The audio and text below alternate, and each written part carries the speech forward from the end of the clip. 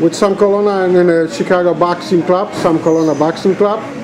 This is where we are right now. Sam, first of all, the situation with Magomed Abdusalamov, Mago. How real is this every time a heavyweight boxer, any boxer, steps into the ring? Well, you know, it's like going on a plane. You never know what's going to happen.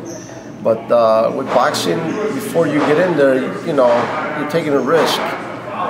It's a dangerous sport, and I'm sure every boxer that goes in that ring, they're aware of it. The trainers are aware of it.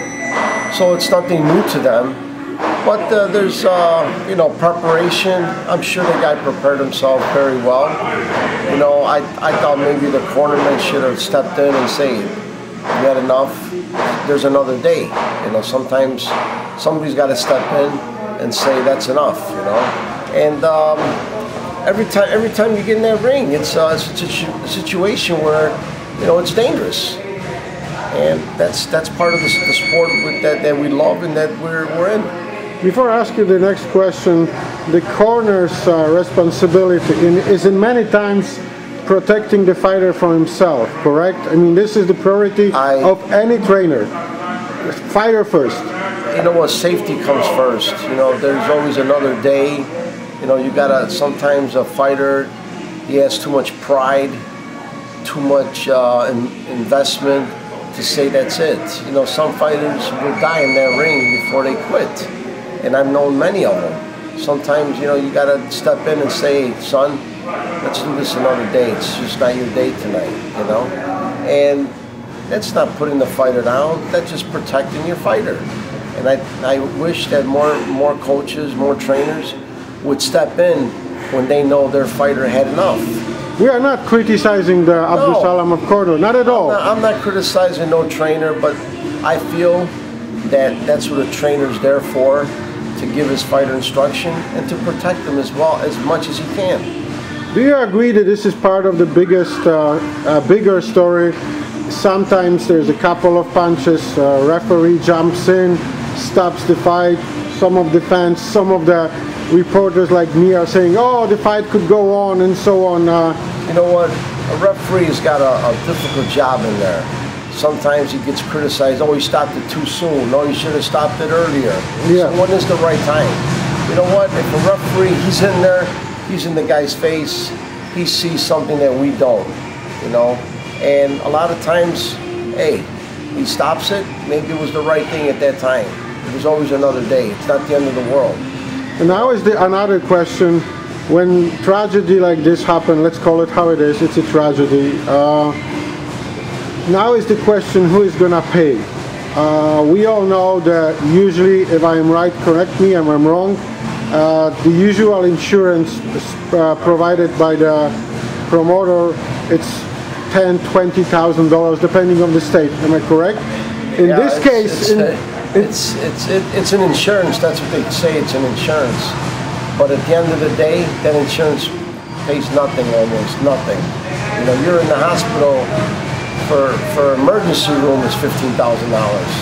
You know, and in this case, you know, he's in induced coma. He had a stroke. He's still in the coma. Yeah. They're talking $200,000-300,000. Right now. Right now. Yeah. Right now, yeah. And it could be a lot more as time goes by. And hopefully, you know, he makes it, you know. And I pray, I'm hoping that, you know, the poor guy comes out of it. And he'll never probably be the same, but I hope that he makes it through this. Yeah, this is the most important part.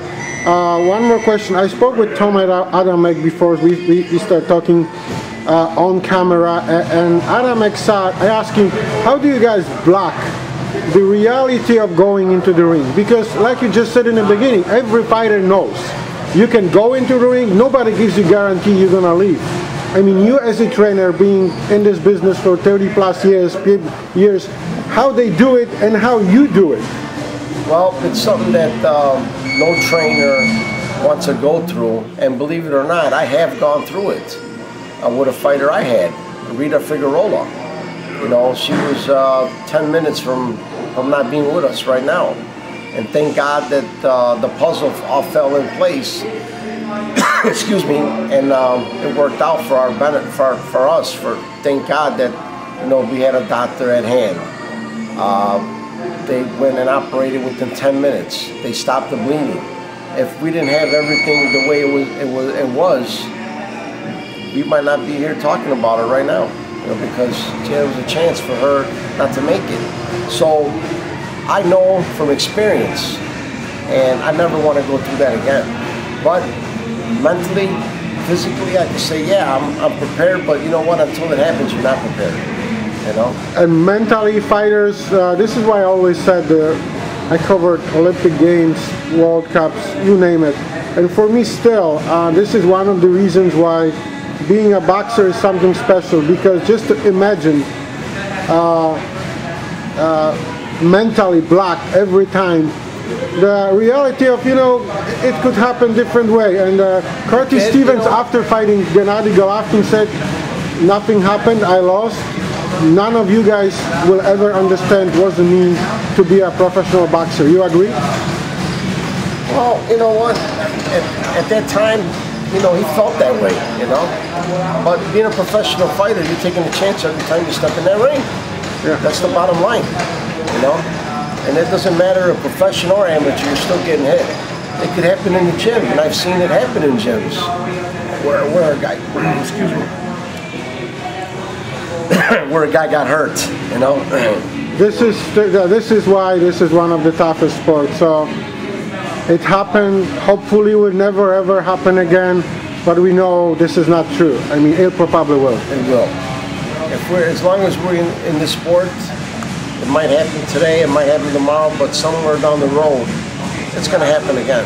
It's something we can't prevent. You go on that plane, and we might not have no crashes for 20 years. And all of a sudden we have one. Thank you very much. With Sam Colonna at Sam Colonna Boxing.